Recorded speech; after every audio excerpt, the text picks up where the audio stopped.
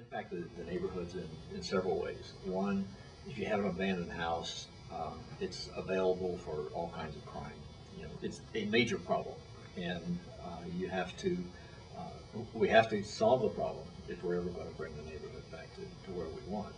What I find to be most frustrating about this problem is the scope of it. It's the estimates that I've seen alone are scary. The estimates range anywhere from 5,000 to 12,000 properties in Sonoma Township. Now that's an extraordinarily high number of properties.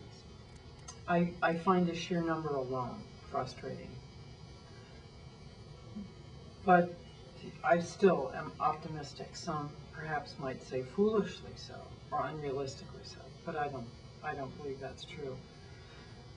I think that in most cases each property is owned by someone or some entity, and because of that, I believe that it's possible to work with that person or entity and to help him, her, or it get that property back into compliance.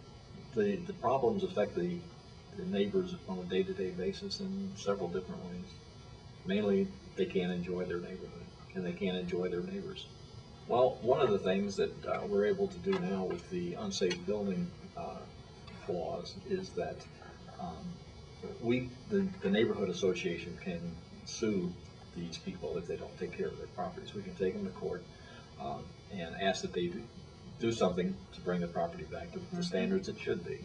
If they don't, then we can take them to court and then we'll let the judge decide what the punishment should be or what the repercussions should be.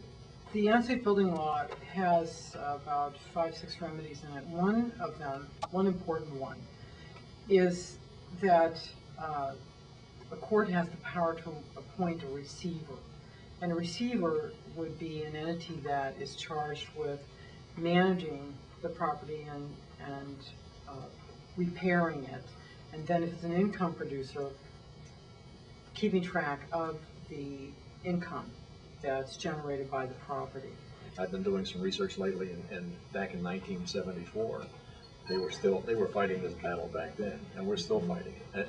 In 1974, they were finally able to get the records from the health department to be open so that the public can go in and see what's going on.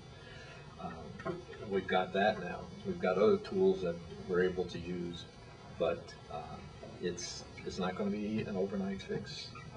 It may take another 20 years before it's fixed.